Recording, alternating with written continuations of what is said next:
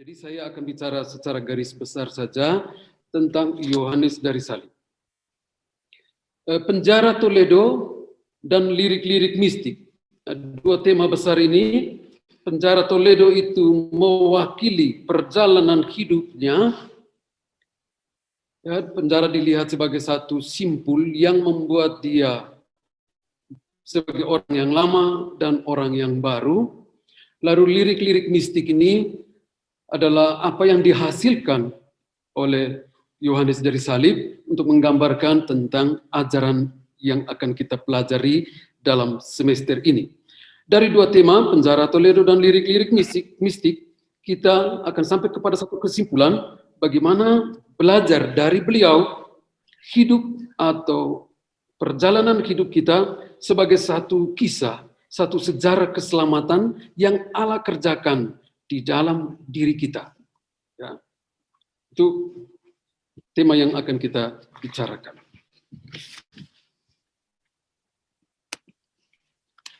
Ini kota Toledo dengan katedralnya, dengan sungainya itu. Katedralnya itu, interiornya itu termasuk salah satu katedral yang terindah di dunia. Itu kita tinggal satu hari di situ tidak bosan, kita keliling di dalam. Kalau katedral Milan di Italia itu bagian eksteriornya, bagian luarnya itu yang terindah di dunia. Nah, kota Toledo ini menjadi satu kata yang sangat umum untuk kita Karmel, karena disinilah Santo Yohanes dari Salib mulai belajar bagaimana mengalami Allah dalam situasi hidupnya. Jadi dalam Karmel kita mengenal ada Yohanes dari Salib, ada kota Toledo. Ini seminari tinggi di sini, yang ada di bagian kanan saya itu adalah katedralnya. Ini wajah luar dari katedral, interiornya dengan lukisan-lukisan yang terindah. Ini katedralnya. Baik, ini kota Toledo dan biara Karmel yang menjadi tempat penjaranya Santo Yohanes itu sekitar di tempat ini. Memang sudah tinggal puing-puingnya, tapi di sini ada satu plakat yang menulis tempat Santo Yohanes dari Salib lari dari penjara. Dia lompat di sini. Ya, ini biaranya di sini, dia lompat ke sini. Dan dia meninggalkan penjara itu lalu bersembunyi di tempatnya para suster. Baik, itu sekedar geografis. Kita melihat sedikit kota Toledo. Ini Santo Yohanes dari Salib, Juan de la Cruz. Ya.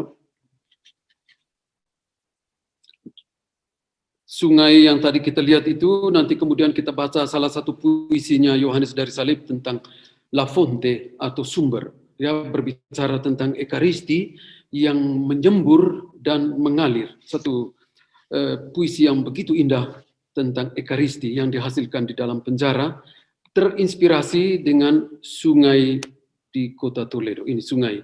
Sungai ini memberi inspirasi kepadanya untuk membuat satu puisi yang bertaraf kelas dunia, ya, boleh dikatakan begitu. Baik, saya berharap teman-teman sudah membaca bahan yang saya berikan. Dan sekarang saya hanya bicara secara garis besarnya saja.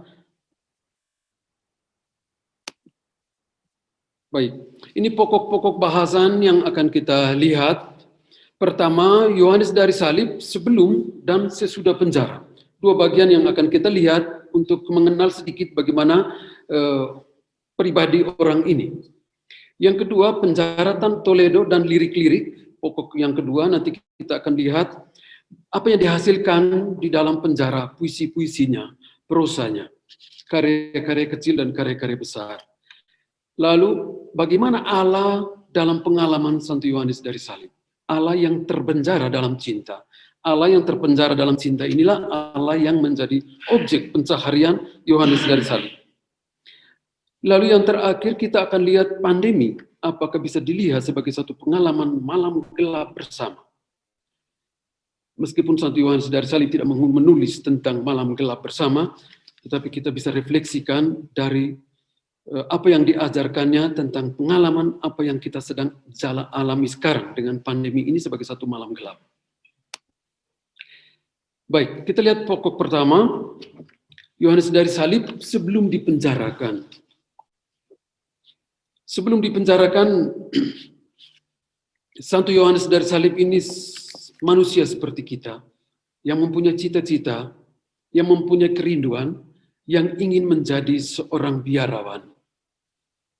Itu Santo Yohanes dari Salib. Dia berasal dari keluarga dengan orang tua yang sangat Kristiani, dan dia bersyukur bahwa dia memiliki orang tua yang sangat peduli dengan kehidupan, dengan kepribadian. Sehingga ketika menikah, Gonzalo dan Catalina menikah, meskipun tidak direstui keluarga sang ayah, Gonzalo tetap memilih untuk menikah dengan Catalina. Dia meninggalkan nama besar keluarga untuk bersatu dengan Catalina karena mencintai Catalina dan anak-anak. Dan ini satu pengalaman sederhana, tetapi untuk Santo Yohanes dari Salib itu membekas. Dan bekasnya itu begitu kuat dalam dirinya, sehingga nanti kemudian dia akan lihat bahwa cinta itu benar-benar harus menjadi dasar kehidupan. Baik. Sehingga ketika mereka dari Pontiveros, mereka harus pindah ke Medina del Campo. Kenapa mereka pindah? Karena ini cetusan hati seorang ibu yang rindu supaya anak-anaknya bisa bersekolah, dan meskipun sekolah itu adalah sekolah untuk orang-orang miskin, dan itu ada di Medina del Campo.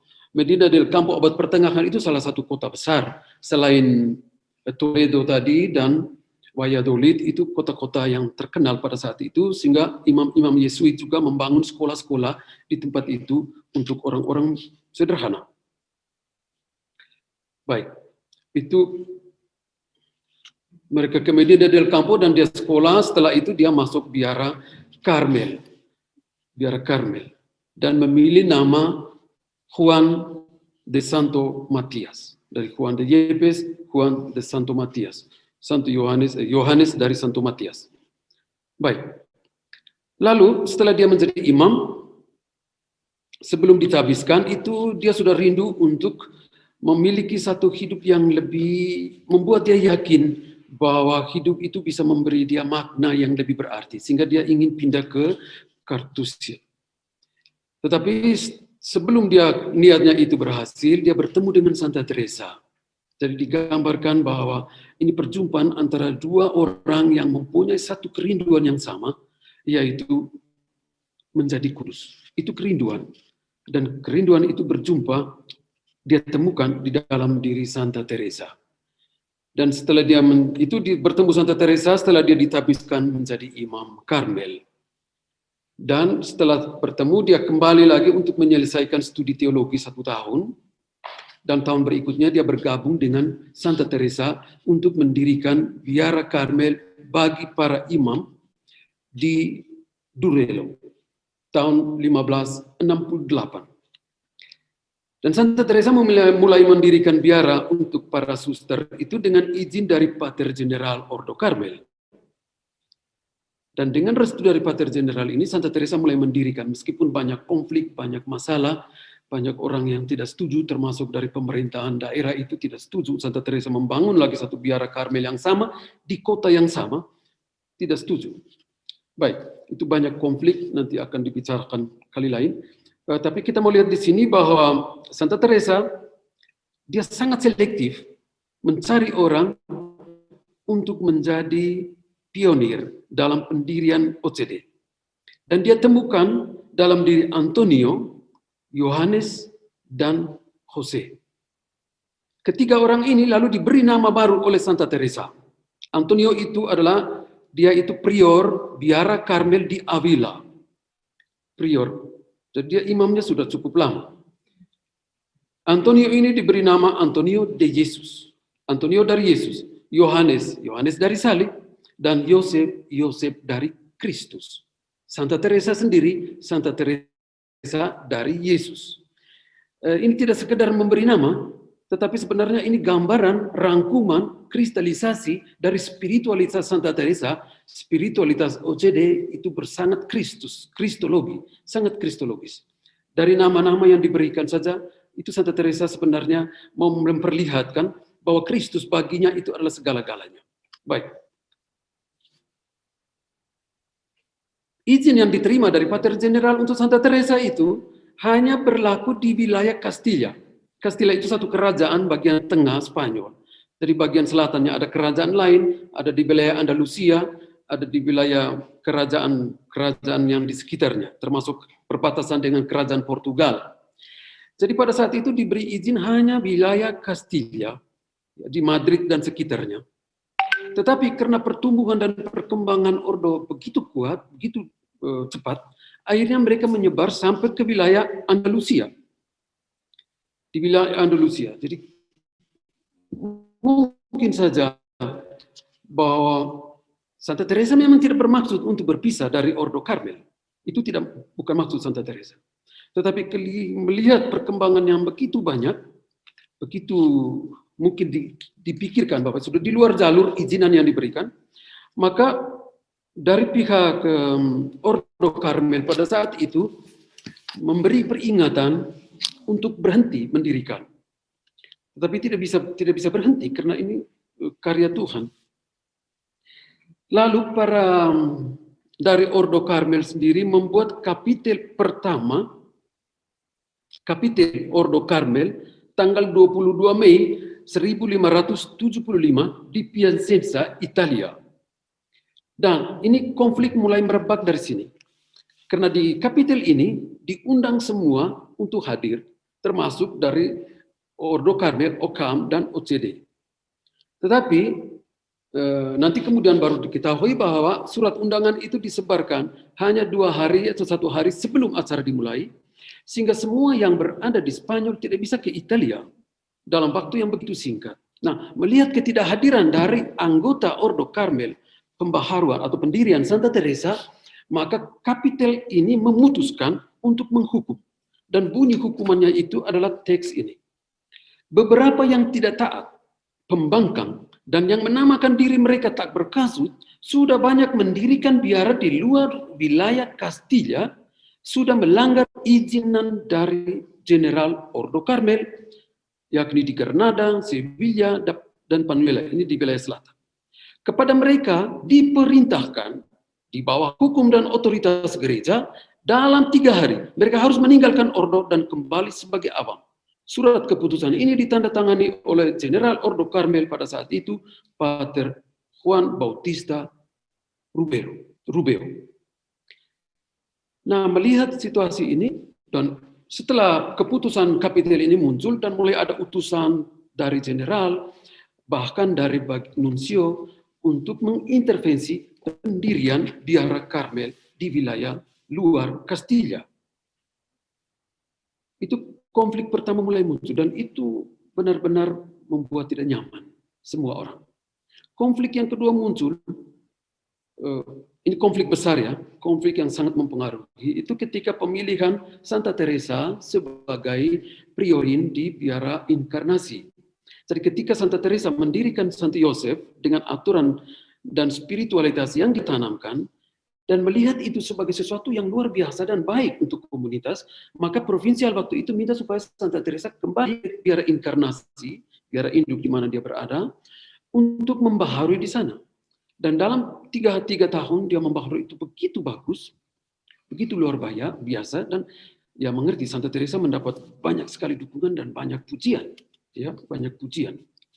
Nah, ini juga dilihat secara tidak baik oleh orang-orang lain.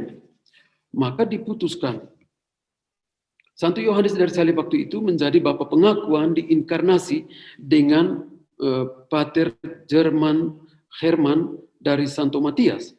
2 orang ini menjadi bapa pengakuan, dan mereka disiapkan rumah secara khusus oleh Santa Teresa di dekat biara Inkarnasi.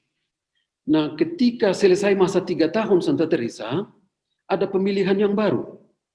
Nah, ketika pemilihan priorin yang baru ini, banyak sekali intervensi dari orang-orang lain. Dari para pastor, dari baik Pastor Karmel sendiri, para Romo, banyak intervensi. Nah, datanglah utusan dari Roma untuk membuat pemilihan ini. Dan pemilihan ini diharap 54 orang itu memilih Santa Teresa dan 9 orang itu memilih suster yang lain. Tetapi karena waktu itu yang hadir beberapa pastor, biasanya Bapak Pengakuan itu ikut pada saat pemilihan priorin. Tetapi pada saat itu Santo Yohanes dari Salib dengan Pater Herman ini tidak diizinkan untuk mengikuti. Akhirnya banyak konflik di sana dan diyakini bahwa Santo Yohanes lah yang menggerakkan sehingga para suster itu protes, para suster itu mau memilih kembali Santa Teresa. Akhirnya Santo Yohanes dari Salib dianggap sebagai pemberontak. Dengan banyak sekali alasan dan macam-macam, akhirnya dia ditangkap dan dipenjarakan pada bulan Desember tahun 1577. Dan dia dipenjarakan di Toledo. Dan itu dibuat secara sedemikian rahasia sehingga banyak pastor tidak tahu Yohanes itu di mana, ya.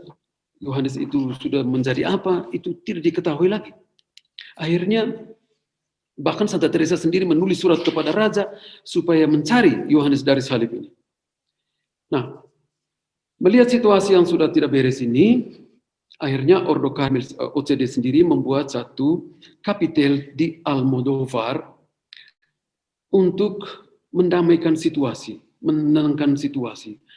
Waktu itu Santo Yohanes dari Salib sudah keluar dari penjara dan dia ikut kapitel itu untuk menjelaskan apa yang dia alami selama 9 bulan di penjara Karmel di Toledo. Namanya penjara benar-benar penjara ya. Dan kapitel pertama di Almodovar ini tidak direstui oleh Vatikan karena dianggap OCD itu bukan satu ordo yang berdiri sendiri. Dia masih bergabung dengan Ordo Karmel, maka tidak diakui hasil pemilihan itu. Lalu proses seterusnya mulai mendekati Bapak Suci untuk menjelaskan situasi yang sedang dihadapi. Dan pada tahun 1580, tanggal 22 Juni, Paus Gregorius merestui kapitel pertama OCD dengan mengutus utusan khusus dari Roma, Pater Juan de la Cueva, seorang Dominikan, untuk memonitor proses kapitel yang dijalankan. Dan sejak saat itu OCD resmi dengan bula dari Paus, ya, bulanya itu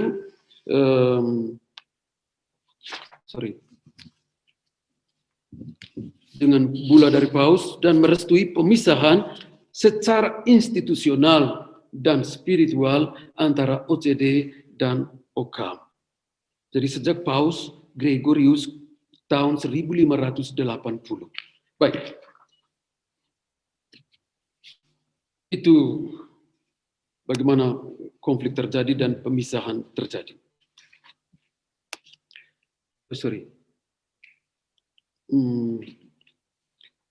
Baik. Jadi benar-benar Santo Yohanes dari Salib itu hidup dalam derita baik secara fisik maupun secara spiritual. Ya, benar-benar mengalami itu. Secara fisik benar-benar dia berada dalam penjara dan digambarkan bagaimana diperlakukan betul-betul dikatakan tidak manusiawi ya. Kacamata sekarang melihat itu. Situasi dan kebiasaan monastik pada saat itu memang bisa dimengerti. Baik. Bahkan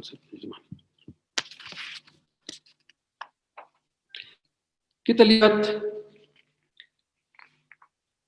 Yohanes sesudah di penjara.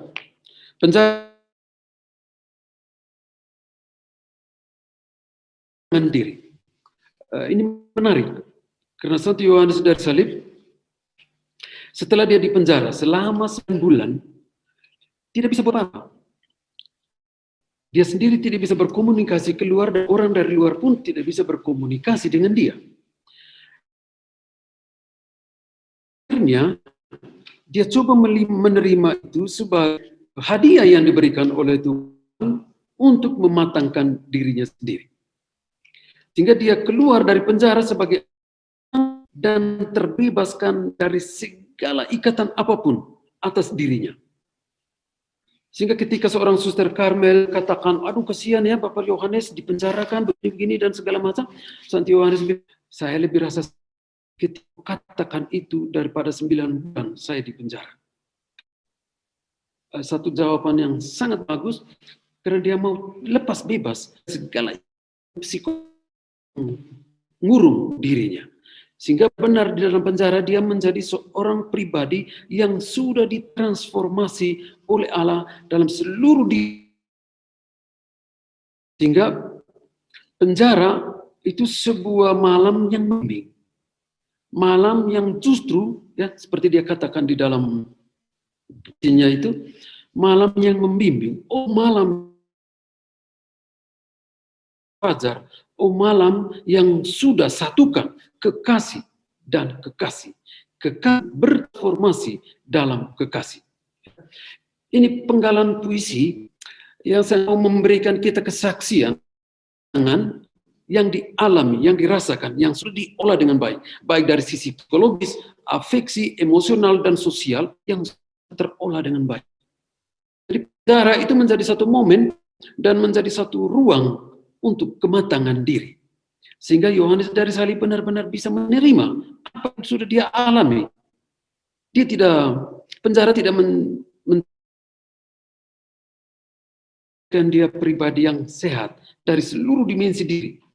Artinya seluruh pembentuk dirinya, yaitu akal budi, kehendak, daya ingat,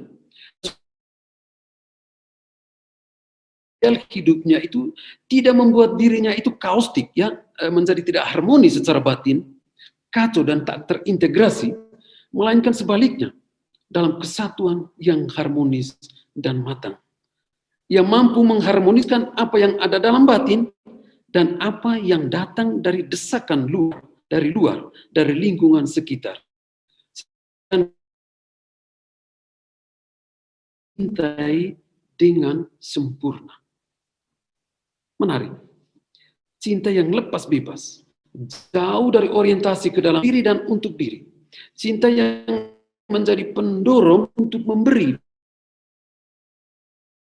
Dan hidupnya itu adalah hasil pemberian Allah. Maka penjara menjadikan Yohanes mampu menemukan nilai-nilai yang jauh melampaui pengalaman manusiawi. Kepentingan diri benar-benar menjadi ruang momen untuk mematangkan. Demikian juga cinta untuk Santo Yohanes dari dasar dalam berpastoral. Dasar dalam berpastoral. Konteks ini, ya kita ingat Santa Teresa itu lalu ngomong cinta yang sempurna, cinta yang sempurna. Cinta yang sempurna itu adalah kemampuan untuk diri secara jelas, imajinatif, diri saya iri dan diri saya seperti yang dipikirkan oleh orang lain. Saya seperti yang saya bayangkan dan saya pikirkan, saya yang sebenarnya dan sesungguhnya diri saya. Itu dipilah-pilah sudah bisa benar oleh Santo Yohanes dari Salib. Sehingga dia benar-benar menjadi orang yang bebas, baik dari sisi apapun, terlebih sisi psikologis dan sosial emosional itu orang bebas.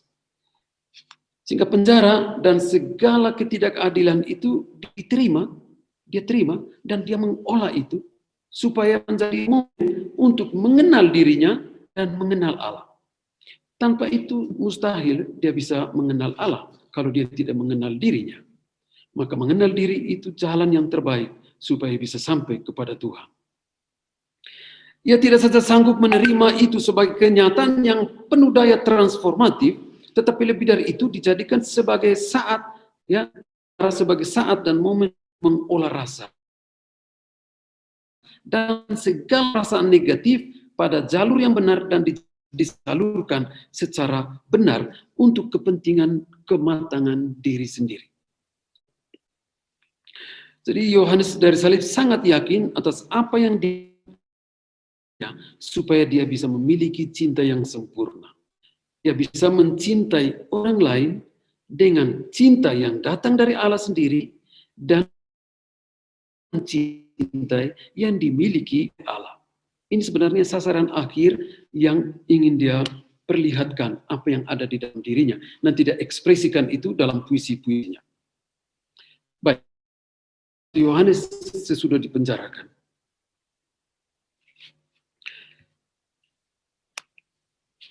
Kita lihat poin-poin berikut, penjara, pledo, dan lirik-lirik mistik. Ya, artinya tadi yang saya bicarakan itu sedikit riwayat hidup, perjalanan hidup dalam hidup. Bagaimana dia mengolah perjalanan hidupnya dalam kacamata untuk kematangan diri sendiri. Ya. Nah, penjara ini menjadi momen sehingga pengalaman itulah yang dia tuliskan. Tetapi Santo Yohanes dari Salib itu bukan seorang penulis yang ditekuni, ya. Penulis itu adalah untuk mengekspresikan pengalaman rohani yang ada di dalam dirinya, dan itu untuk konsumsi diri sendiri, bukan untuk dikasihkan kepada orang lain. Sehingga dia menulis itu di kertas-kertas kecil, di lembaran-lembaran kertas. Penjaga penjara pada saat itu, ketika dia mendapat penjara yang baru dan punya simpati dan empati dengan dia, lalu dia meminta kertas dan ballpoint dan itu untuk menulis apa yang dia alami, dia rasakan. Artinya puisi-puisinya itu sebenarnya sudah ada di dalam dirinya, sudah terbatinkan, sudah diinteriorisasi, sehingga ketika kertas datang, dia tinggal menulis saja. Ya. Tetapi kemudian ketika dia keluar dari penjara, dia sampai ke Granada, wilayah Andalusia. Di sana suster-suster, dia bagi itu puisi-puisi untuk mereka. Jadi ketika puisi itu diberikan kepada para suster, mereka baca, mereka tidak mengerti. Lalu mereka minta supaya Yohanes menjelaskan puisi-puisi itu. Sehingga benarnya tujuan. Jadi dia menulis itu sebenarnya untuk pribadi, tapi kemudian karena ketaatan maka dia berdimensi pastoral. Kita lihat poin berikut. Karya-karya tulis Santo Yohanes ini ada dibagi dalam dua, ya. Karya-karya tulis yang kecil dan karya-karya besar.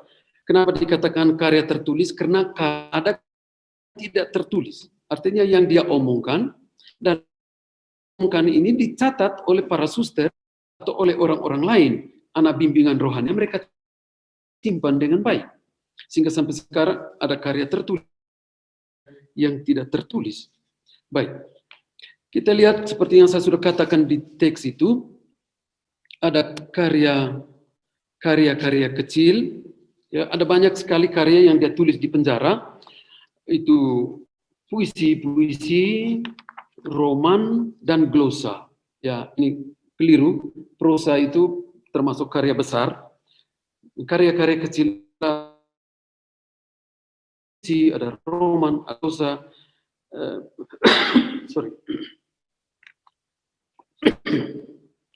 ada catatan kecil, ada nasihat dan arahan, macam-macam. Tetapi yang umumnya dia tulis di penjara itu adalah puisi dan juga kidung rohani.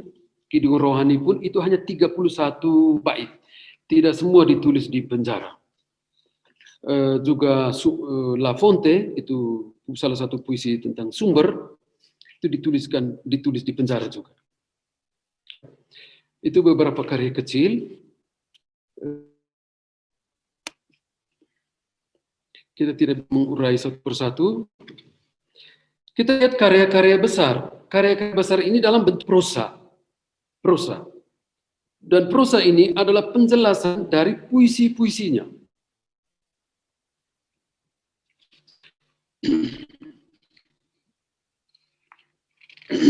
Sorry, saya minum.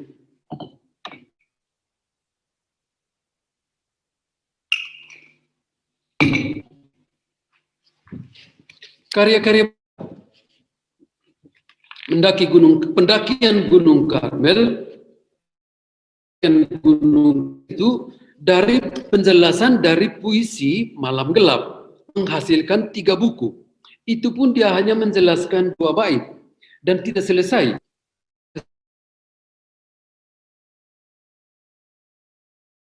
Lalu Malam Gelap itu juga adalah dalam buku Malam Gelap 2 buku ada puisi Malam Gelap. Jadi 1 puisi Malam Gelap yang 8 bait itu dijelaskan dalam 5 buku. Pendakian Gunung Karmel 3 buku, Malam Gelap 2 buku. Ya.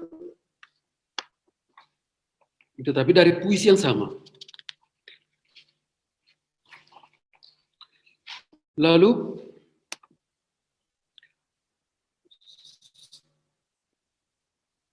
ini pendakian Gunung Karmel. Kita lihat sedikit apa di dalam buku pendakian Gunung Karmel. Jadi pendakian Gunung Karmel, Malam Gelap, Kidung Rohani atau Kantiko Spiritual itu dari puisinya Kantiko Spiritual, meskipun judul ini tidak diberikan oleh Yohanes sendiri. Lalu puisi Kidung Rohani ini ada dua edisi, 2 kali ditulis. Tulis pertama 39 bait, lalu diperbaiki lagi, ditambah 1 bait lagi, itu bait ke-11, dan menjadi 40 bait. Jadi sekarang yang kita miliki itu ada 2 sebenarnya. Ada yang 39 bait dengan penjelasan dalam prosanya, dan 40 bait dengan penjelasan dalam prosanya.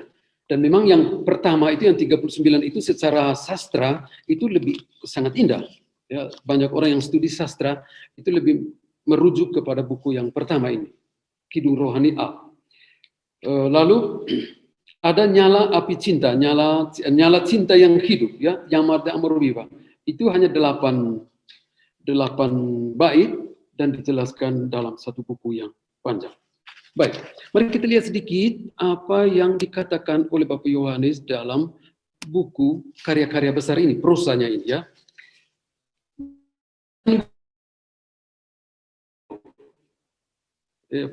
Ada 2 fokus penting yang mau ditekankan di sini. Pertama, itu tujuan akhir ziarah hidup manusia adalah persatuan dengan Allah.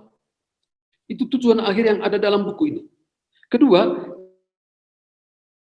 apa itu? Akhir ini adalah cinta. Di situ 1 Yohanes omong murnian tentang malam gelap dan segala macamnya, tetapi jalan dan upaya untuk menggapai tujuan itu adalah cinta. Jadi cinta dialami, lalu proses pemurnian itu berjalan. Dan untuk mengalami cinta Allah, tapi cinta Allah menjadi dasar dan sekaligus menjadi petunjuk dalam proses pemurnian. Memang buku ini sangat menarik, tapi sangat kering dengan nada penjelasan dan pengajaran yang membuat bergaya filosofis, teologis, asketik. Namun para ahli modern Santo Yohanes justru melihat bahwa buku ini memiliki dinamikanya tersendiri, karena di balik dari semuanya itu ada satu yang menjadi kuat. 3 buku seperti saya katakan tadi. Buku pertama itu uraian bait pertama dengan penekanan soal malam aktif indera. Buku kedua menyangkut pentingnya iman dalam pengaruh proses pemurnian dalam diri, dan buku ketiga pemurnian aktif kehendak dan daya ingat melalui 2 kebajikan teologi, yaitu cinta dan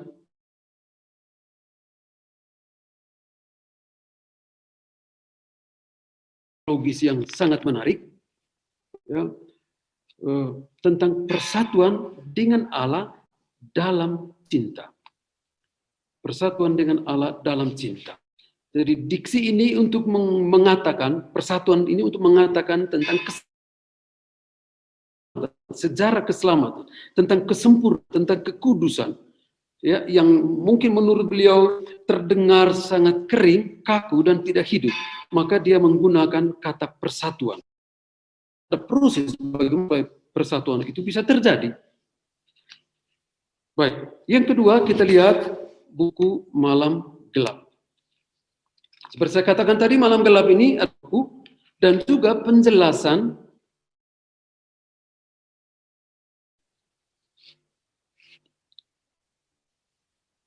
Santo Yohanes. Dalam buku ini masing-masing berbicara tentang malam pasif, ya, indera-indera dan malam masuk dalam proses malam pasif roh ini. Ya, pemurnian sisi diri manusia dari aspek indrawi dijelaskan dalam 2 buku ini dengan sangat mendalam, dan sisi-sisi kekayaan diri manusia, ya, sisi diri eksternal dan internal, pengetahuan tentang nafsu-nafsu manusia, tentang dan lain-lain. Boleh dikatakan bahwa Malam Gelap ini adalah kelanjutan dari buku pendakian Gunung Karmel. Karena Gunung Karmel bicara tentang malam aktif, sedangkan buku Malam Gelap ini omong tentang malam pasif. Baik. Kita lihat buku yang berikut, Rohani. Atau Cantico Spiritual. Buku ini sangat menarik dan puisinya itu dijadikan salah satu puisi terbaik dalam dunia sastra Spanyol sampai saat ini. Dan seperti saya singgung tadi, Yohanes tidak memberikan judul Kidung Rohani. Dia hanya menulis kidung-kidung dan dalam komentar dia menulis komentar atas kidung-kidung. Tapi kemudian ketika cetakan pertama lalu pakai sampai sekarang. Dan buku ini dicetak ketika beliau sudah meninggal karena dia tidak bermaksud untuk mencetak buku ini. Sebagaimana sudah saya katakan tadi bahwa buku ini terbagi dua juga. Ada Kidung Rohani A 39 bait dan Kidung Rohani B 40 bait. Masing-masingnya bisa studi sendiri-sendiri, punya otoritas sebagai satu buku ilmiah tersendiri. Tapi yang banyak diterjemahkan untuk bahasa lain ya adalah Kidung Rohani B yang 40 bait itu. Sebagaimana karya-karya lain, Kidung Rohani juga ini punya satu simbol ya atau metafora atau katakanlah perumpamaan tentang perkawinan. Simbol utamanya adalah perkawinan. Meskipun nanti ada banyak sekali simbol yang digunakan, ada banyak sekali metafora, perumpamaan, ungkapan-ungkapan simbolis yang ditulis oleh Santo Yohanes. Beliau menguraikan bagaimana jiwa yang sungguh merasa dicintai Allah. Ya. Jiwa yang merasa dicintai oleh Allah ini bergerak keluar untuk mencari, untuk menemukan, dan untuk bersatu dengan orang yang sudah dia rasa sudah mencintai dia. Sehingga dia katakan, di mana engkau? Dan itu ada suatu perjuangan jiwa, pergumulan jiwa untuk menemukan orang yang sudah melukainya dengan cinta. Itu sebenarnya dikatakan di sini. Sehingga saja ya, jadi dari 1 sampai dengan 12 itu kerinduan dan absensi. Artinya dia rindu tetapi orang yang dia rindukan itu tidak hadir di situ. Ya, itu dari 1 sampai 12. Lalu dari 13 ke 21 bait ya, perjumpaan awal dan persatuan. Lalu 6 ada persatuan total dan rahmat mistik. Dan 36 sampai 40 itu kerinduan akan kemuliaan, ya. Kerinduan akan kemuliaan ini nanti dia akan jelaskan di buku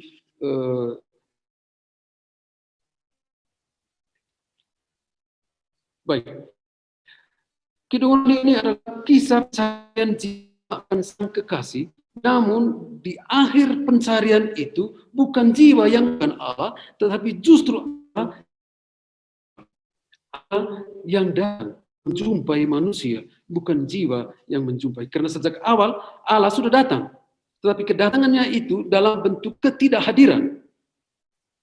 Karena ketidakhadiran inilah maka jiwa merasa terluka, jiwa merasa perlu ada orang yang harus mencari siapa itu. Nanti terakhir mengerti bahwa Allah lah yang mencari dia pertama dan utama. Di sini ada cinta yang menjadi titik simpul seluruh dimensi diri manusia dan diri Allah. Karena dalam cinta ada dorong pihak Allah maupun dari pihak manusia mencari. Nah, dalam cinta ada perkembangan dan pencapaian atas apa yang dicari dan apa yang dialami. Jadi kesempurnaan atau keselamatan hanya diukur dari dan dengan cinta dalam proses menuju cinta sejati, cinta yang sempurna. Jadi pada prinsipnya karya ini berbicara tentang kisah cinta antara jiwa dan kekasihnya, yaitu Kristus. Allah yang sudah lebih dahulu mengasihi manusia, Allah inilah yang memberikan rahmat, kekuatan, bahkan memberikan sarana untuk mencapai Allah. Dan sarana yang paling pertama dan utama adalah Kristus. Sehingga Santo Yohanes menggunakan mempelai, kekasih. Itu adalah gambaran tentang Kristus yang dia cari.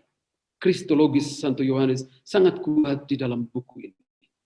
Baik, lalu yang buku berikutnya adalah Nyala Cinta yang Hidup, Llamada Amor Viva. Buku ini judulnya itu diambil dari baris pertama dari bait pertama puisi Nyala Cinta yang Hidup. Santo Yohanes tidak memberi judul ini.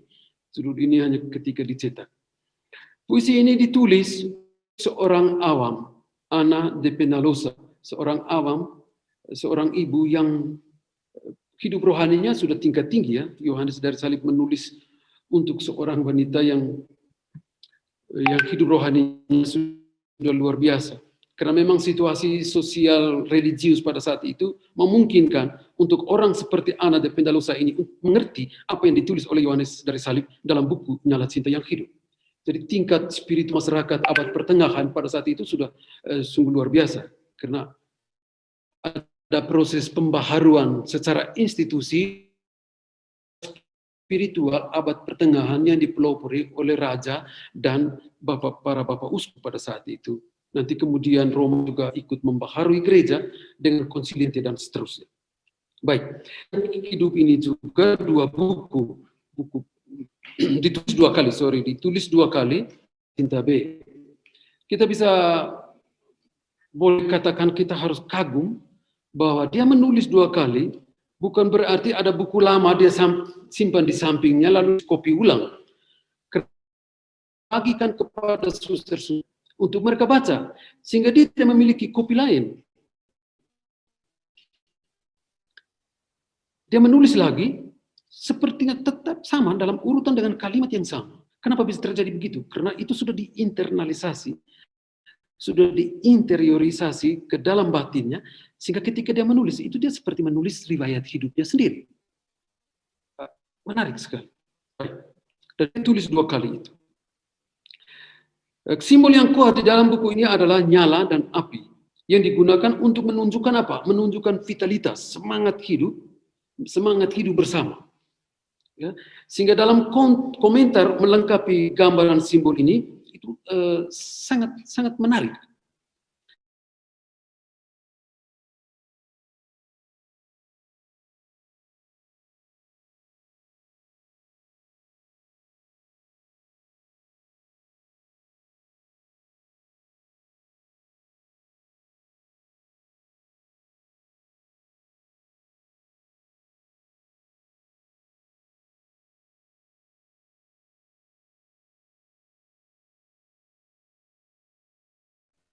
Indah sekali. Dari puisi saja sudah begitu luar biasa mengagumkan, apalagi dari prosa yang dia jelaskan. Sehingga dia katakan, robeklah ya, kain penghalang perjumpaan yang mesra ini. Itu. Baik, itu beberapa poin sangat singkat dan sederhana hidung karya-karya besarnya. Kita lihat poin yang berikut tentang Allah terpenjara dalam cinta, Allah pencarian Santo Yohanes dari Salib. Ya. Allah yang terpenjara dalam cinta. Jadi malam gelap ini dirumuskan secara sederhana bahwa malam indera dan malam spiritual itu menyimbolkan proses transformasi diri manusia secara total. Dari ujung kepala sampai ujung kaki dan seluruh dimensi diri, aspek psikologi, sosial, emosional, afeksi, dan lain-lain itu benar-benar ditransformasi oleh Allah. Jadi bagaimana pengalaman akan Allah ini dalam gelap. Jadi Allah yang terpenjara dalam cinta adalah Allah yang karena cinta akan meskipun dia mengalami malam gelap, meskipun dia juga mengalami sebagaimana Yesus mengalami penderitaan. Nah, alam gelap, jadi malam gelap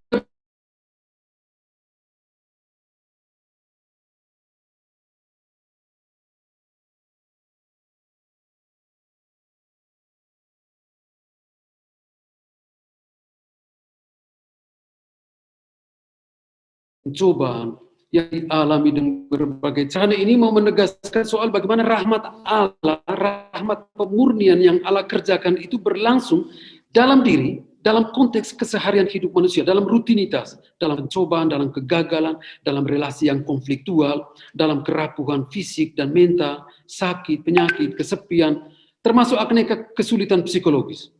Jadi seorang ahli Yohanes dari Salib dia menulis demikian. Ada sebagian orang berpikir bahwa dokter mistikus ini hanya merujuk kepada satu malam gelap dalam tataran doa saja, melainkan sebuah pengalaman yang terdapat dalam rutinitas harian manusia. Pengalaman malam perlu dilihat sebagai satu pengalaman yang berakar dalam keseharian hidup. Jadi kita cukup mengingat bagaimana 9 bulan Santo Yohanes dari Salib dalam penjara untuk mengatakan kepada kita bahwa malam gelap itu proses yang dialami oleh manusia dalam keseharian hidup, bukan di dalam konteks berdoa, bermeditasi, dan berkontemplasi.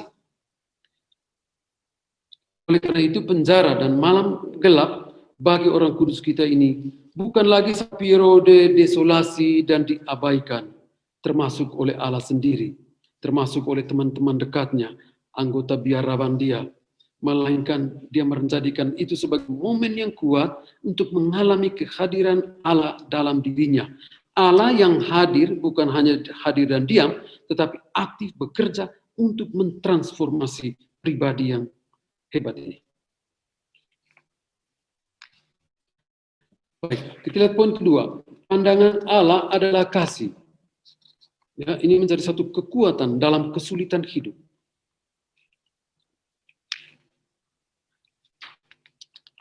Santo Yohanes dari Salib menulis, pandangan Allah adalah kasih.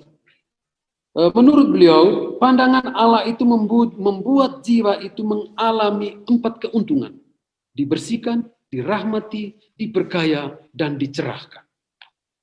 Sehingga untuk orang kudus ini, pandangan Allah itu meskipun cuma sekilas adalah sesuatu yang memperindah apa yang sedang ia pandang. Kalau orang merasa dia dipandang oleh Allah, maka apa yang dipandang oleh Allah itu akan terjadi di dalam dirinya, dibersihkan, dimurnikan, dilebarkan hatinya. Sehingga Yohanes mengatakan bahwa ketika Allah melihat manusia, dia membuat kita menyadari bahwa kita ini seseorang pribadi, ya, terlepas dari apa yang sedang terjadi di dalam dirinya, tetapi dia seorang subjek yang bisa berinteraksi dengan Allah, yang bisa membangun relasi. Sehingga manusia di dalam diri manusia itu adalah orang yang mampu untuk terbuka kepada Allah, dan Allah sudah terbuka kepada manusia. Maka keterbukaan inilah menjadi satu memungkinkan adanya perjumpaan. Jadi sangat baik dan menyenangkan bahwa kita merasa dipandang oleh Tuhan sendiri. Ya, seperti tadi dikatakan, pandangan Allah adalah kasih.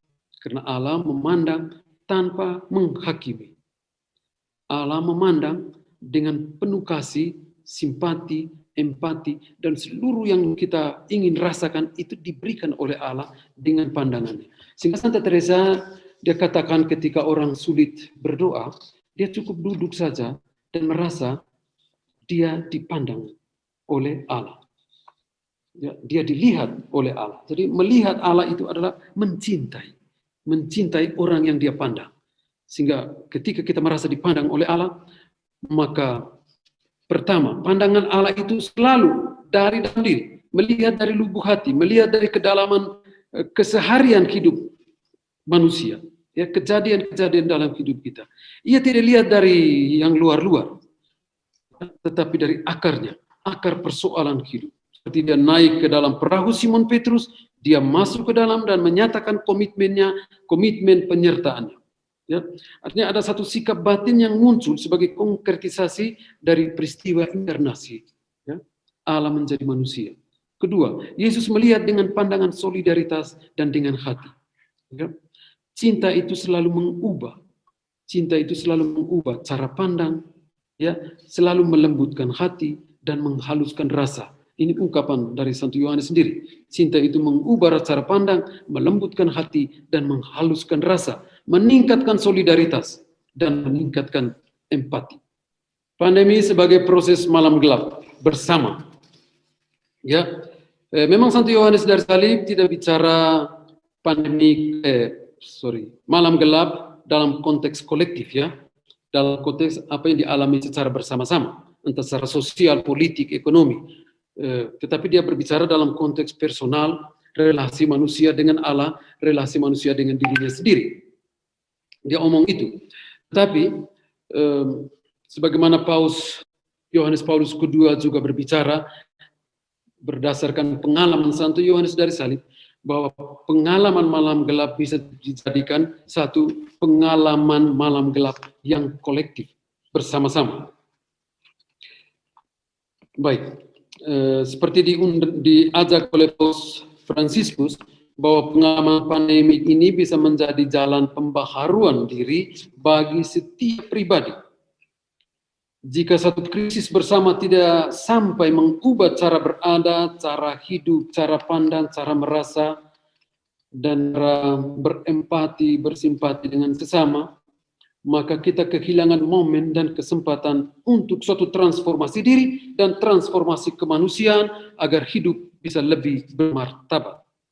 Allah memang tidak menginginkan pandemi ini, sebagaimana Ia juga tidak menginginkan menghendaki bahwa Kristus mati disalib.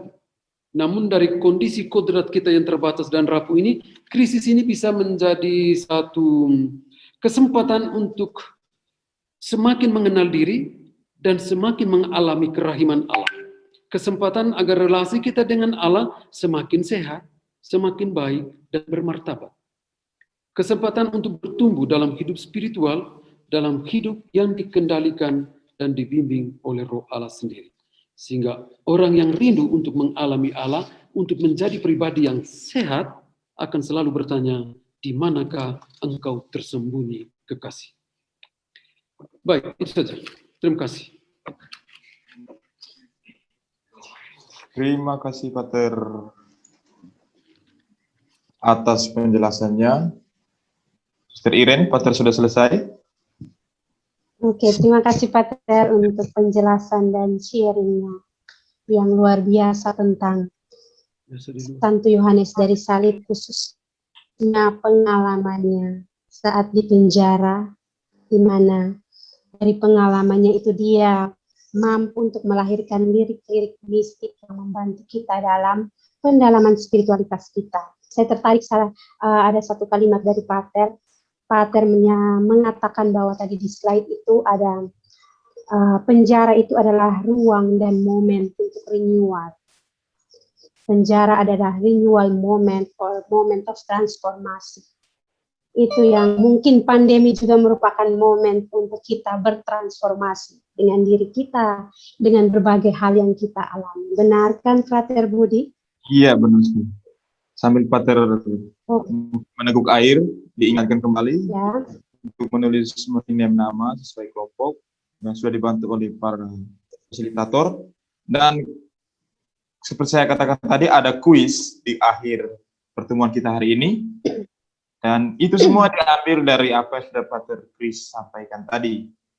Dan sebelum kita masuk kepada breakout room, nah ini yang agak lebih baru dari pertemuan-pertemuan kita, saya ingin mengingatkan tugas fasilitator-fasilitator grup bahwa harus menjadi penggerak dinamika dalam kelompok grup dan memilih ketua kelompok, juga menentukan juru bicara dan juru tulis. Karena mengingat pertemuan kedua dan selanjutnya, kita akan melaksanakan presentasi dari hasil diskusi dari kelompok-kelompok kecil itu.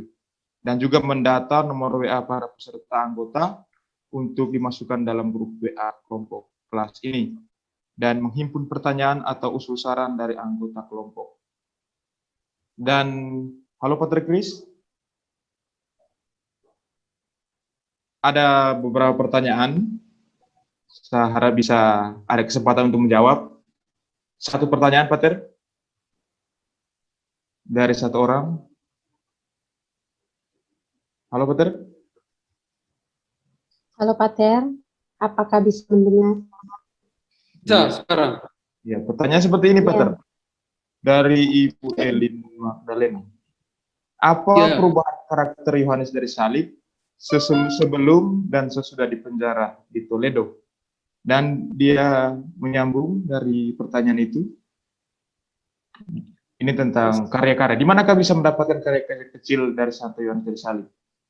Dan masih berkaitan dengan pertanyaan pertama, ada buku yang menuliskan, ini informatif, bahwa penjara Yohanes dari salib semula dimaksudkan sebagai toilet.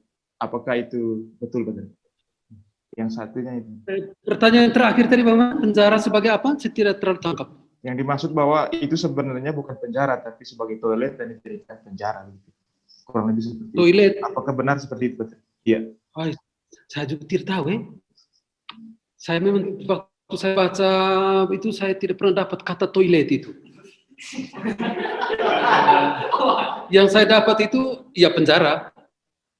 Penjara itu dalam tradisi monastik itu ada ruang kurungan untuk mendisiplinkan orang yang tidak disiplin. Jadi kita tidak bisa menyangkal karena secara monastik abad pertengahan sampai abad pertengahan itu ada ruangan-ruangan yang disiapkan untuk mendisiplinkan orang yang tidak disiplin. Sehingga kata toilet saya tidak temukan. Itu saja. Pertanyaan pertama.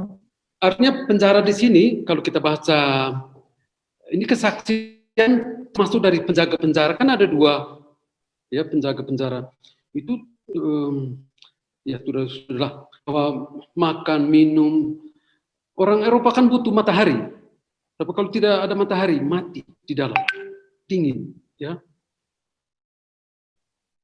itu hal-hal yang sifat fisik dan spiritual. Bahkan setiap hari Jumat ini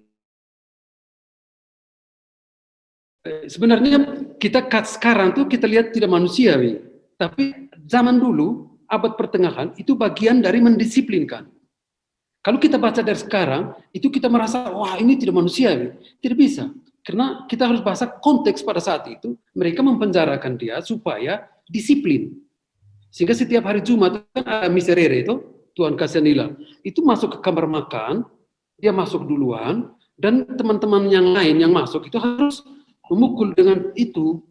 Dan itu bagian dari kedisiplinan pada saat itu. Kalau omong sekarang mungkin kita rasa, ini jahat sekali. Tidak jahat, memang konteks pada saat itu begitu. Ya, ini kita hanya menjelaskan, kalau memang kita baca dari sekarang, dengan pengetahuan psikologi sosial yang sekarang kita alami, yang seperti itu kita bisa protes banyak. Tapi tidak bisa pada saat itu. Harus terjadi itu kan bagian dari mendisiplinkan. Begitu, Budi. Kalau pertanyaan yang kedua tadi? Yang pertama sudah ya? Perubahan karakter yang mendasar dari Yohanes dari salib sebelum dan sesudah dipenjara. Mungkin yang dimaksud Santo Yohanes dari salib sebelum dipenjara. Sesudah dipenjara dia bilang, oh malam yang membimbing, malam yang menyatukan kekasih dan kekasih, malam kekasih yang bertransformasi di dalam kekasih. Itu sudah memperlihatkan perbedaan diri dari aspek apa saja, psikologis, afeksi, emosional, sosial, dan teologis. Ya, teologis. Itu sudah memperlihatkan bahwa orang ini sebelumnya dia ada manusia lama, seperti dikatakan oleh Santo Paulus. Manusia lama, manusia yang mengandalkan, manusia lama oleh Santo Paulus, mengandalkan dirinya sendiri, kekuatan dirinya sendiri. Itu manusia lama. Yohanes dari salib sebelumnya itu dia mengandalkan kekuatannya sendiri. Mengandalkan daya akal budi, kehendak, dan daya ingat. Itu yang dia andalkan. Tetapi menjadi manusia baru, iman, harap, dan kasih itu menjadi kekuatan untuk mengarahkan pikirannya, untuk mengarahkan kehendaknya, dan untuk memurnikan daya ingatnya. Itu sesudah. Jadi proses itu terjadi di mana? Di penjara. Jadi sehingga Santo Yohanes dari Salib itu yang paling menarik dan paling disukai banyak orang, bahkan diakui oleh gereja secara universal, adalah ajarannya tentang kebajikan-kebajikan teologis yang bekerja dalam diri manusia, dalam akal budi, kehendak, dan daya ingat. Melalui iman, harap, dan kasih. Itu karakteristik yang ya bisa saya katakan secara singkat yang memisahkan manusia lama Yohanes dari Salib dan manusia baru. Bukan manusia lama bahwa dia menderita, disiksa oleh orang segala macam, itu tidak dalam perhitungan. Manusia lama dia itu adalah dia yang mengandalkan kekuatan dirinya sendiri. Manusia baru mengandalkan kekuatan iman, harap, dan kasih yang bekerja di mana? Di dalam intelek, kehendak, dan daya ingat. Menjadi manusia baru.